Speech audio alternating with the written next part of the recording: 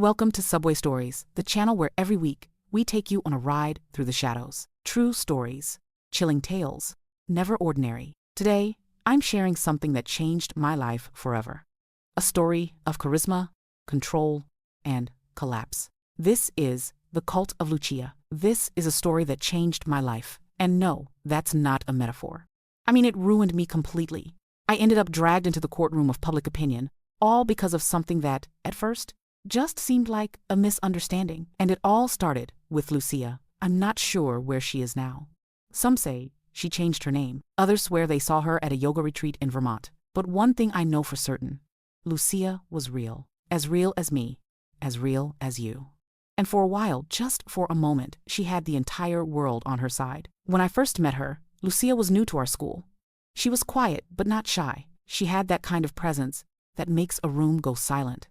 On her first day, she walked into class wearing a black dress, combat boots, and carried a worn-out notebook covered in stickers and handwritten quotes. "Scars are proof of battles won," it said on the cover.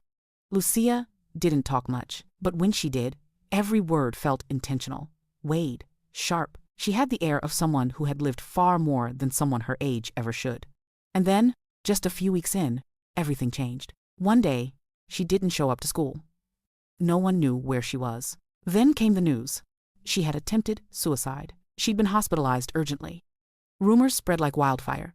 Toxic family, bullying, past trauma. Nothing official, but the school held assemblies, launched support programs, and soon, Lucia became a symbol. The symbol of the unheard victim. When she came back, 3 months later, she wasn't the same. Or maybe she'd always been like that, just amplified. Lucia spoke, loudly. She posted online, gave small speeches during assemblies. She talked about abuse, invisibility, unspoken truths. Her words were powerful.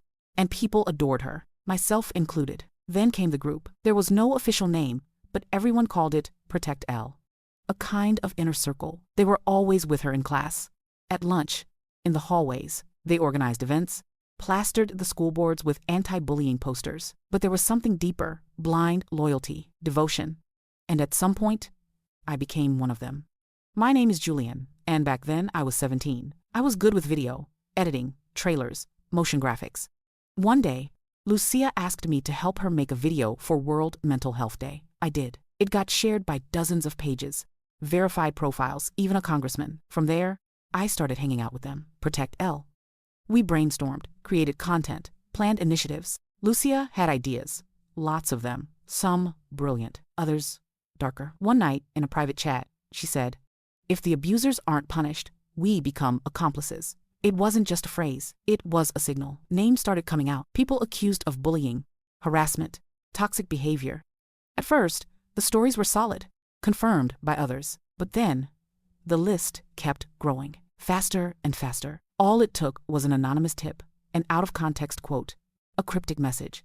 One day, during a meeting, Lucia looked at me and said, "Julian, you have a story too, don't you?" I stayed silent. I had nothing to say. But someone, somewhere, apparently said something about me. The next day, an Instagram story called me out. Never forget who laughed when she cried. Julian was there. Silence is violence too. I defended myself. I said I hadn't done anything.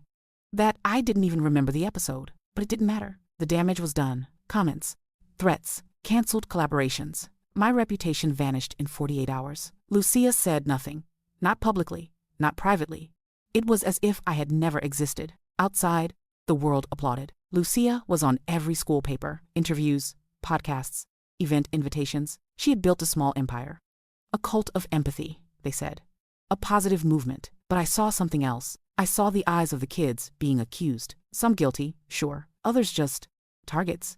And I saw Lucia smiling. Not to heal, but to control. The breaking point was a video. Lucia, standing in front of a whiteboard, talking to her circle. She said, "The system doesn't protect victims, so we'll overthrow it. And if we have to burn a few innocents to get the message across, so be it. History will be on our side." The video was private. It was meant to stay in the group chat, but someone leaked it, and everything changed.